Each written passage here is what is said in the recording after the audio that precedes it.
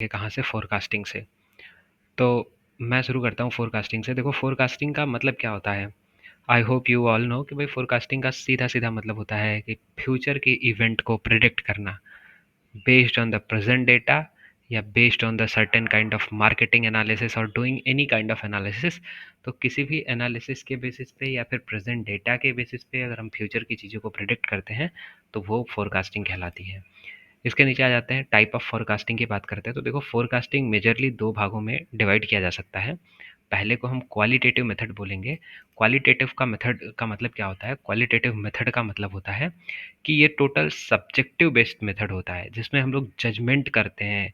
किसी भी जजमेंट किस पे कर सकते हैं?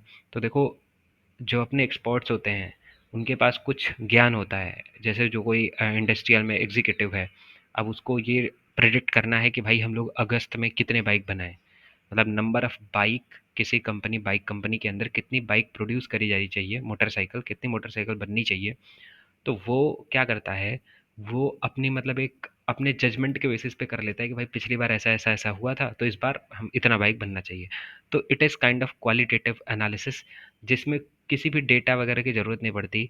ये मार्केट सर्वे के बेसिस पे हो सकता है, ये पैनल के जजमेंट के बेसिस पे हो सकता है, ये जो भी सेल्स पर्सन है, जैसे जो भी डिस्ट्रीब्यूटर होते हैं, उनके उनकी जो पर्सनल डिमांड है उन सबको कंबाइन करके एक एस्टिमेट निकाल के उसके बेसिस पे हो सकता है। या एग्जीक्यूटिव, जैसे एज आई टोल्ड अर्लियर कि भाई जो कंपनी का हेड है उसको पता होना चाहिए कि कितने मतलब जिसको हम लोग बोल सकते हैं कि कितने मोटा मोटा चीज़ें प्रोड्यूस करनी चाहिए फॉर दिस मंथ या फॉर दिस ईयर। तो वो चीज़ आ जाती है क्वालिटेटिव मेथड के अंदर, जिसको सिर्फ समझ लेना ही इंपॉर्टेंट है, ये हमारे काम का है नहीं। अब आ जाते हैं हम लोग क्वांटिटेटिव मेथड में। तो देखो क्वांटिटेटिव मेथड बहुत ही इंपॉर्टेंट मेथड होता है। इसके अंदर हमको ये समझना पड़ता है कि ये मतलब एक अजम्पशन बेस्ड चीज़ या फिर एक नॉलेज बेस्ड चीज़ नहीं है। ये एक कैलकुलेशन बेस्ड चीज़ है जिसमें हम लोग प्रीवियस डेटा को एनालाइज करके बताते हैं कि कितने हमें क्या फोरकास्टिंग होगी फॉर द नेक्स्ट मंथ और ईयर। तो इसमें पहला आ जाता है टाइम सीरीज मेथड। तो इसमें हम लोग ये मानते हैं ना, देखो टाइम सीरीज मॉडल का मतलब क्या हुआ? टाइम सीरीज मतलब ये मानते हैं कि जो हमारा फ्यूचर है वो फंक्शन ऑफ पास्ट है। मतलब फ्यूचर में जो भी इवेंट होने हैं वो पास्ट के फंक्शन है। ऑल्दो वो पास्ट के किस तरीके से फंक्शन है ये हमें पता नहीं है। ये टोटली एक एनोनिमस फंक्शन होते हैं जो कि हम नहीं जानते हैं। तो लेकिन फंक्शन है, हमें सिर्फ इतना पता है।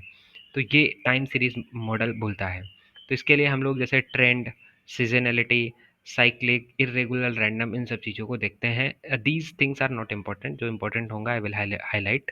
तो यहाँ पे देखना, हम आ जाते हैं अब कॉमन टाइम सीरीज मेथड में, जो कि सबसे इम्पोर्टेंट मेथड एक ये सबसे इम्पोर्टेंट मेथड नहीं है, अगेन आई से जिसमें इसको नवे मेथड बोलते हैं। इसमें ये बोलता है कि भाई आपका जो डिमांड या एक्चुअल वैल्यू है ना, वो जो एक्चुअल वैल्यू पिछले महीने की थी वही नेक्स्ट महीने की फोरकास्ट होगी। मतलब ये टी मतलब कि जैसे मान लो फरवरी का फोरकास्ट है, तो आपको जनवरी का जो एक्चुअल वैल्यू है वही ले लो। तो ये आई होप आप समझ गए होंगे कि forecast of the next month is the actual value of the previous month. तो दूसरा आ गया, हम दूसरे पे आ जाते हैं, सिंपल मूविंग एवरेज मेथड। तो ये सिंपल मूविंग एवरेज मेथड अपना आ जाता है ए टी माइनस वन, ए टी माइनस टू प्लस।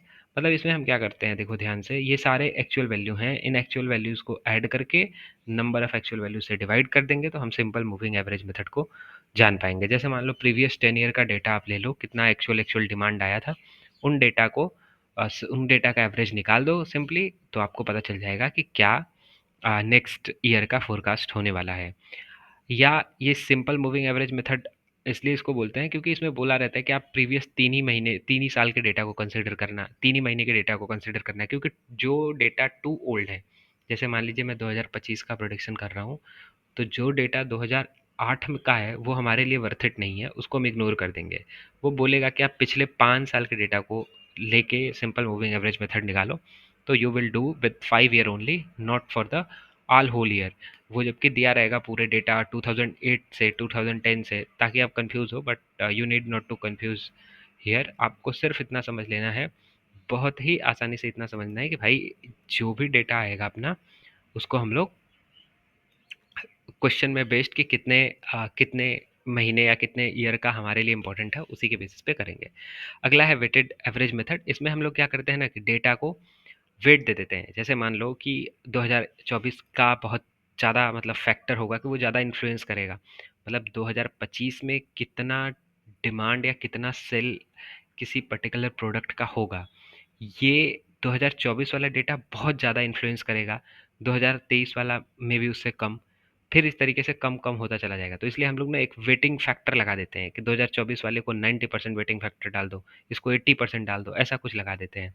तो इसलिए हम इसको वेटिंग एवरेज मेथड भी बोलते हैं। And this is the formula for waiting average method. I hope you getting the idea.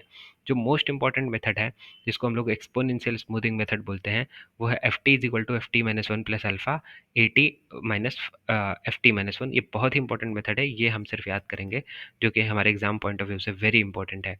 तो यहाँ पे एफ टी माइनस वन आप समझ ही रहे हो कि मान लो आप फेब्रवरी का फोरकास्ट निकालना चाहते हो।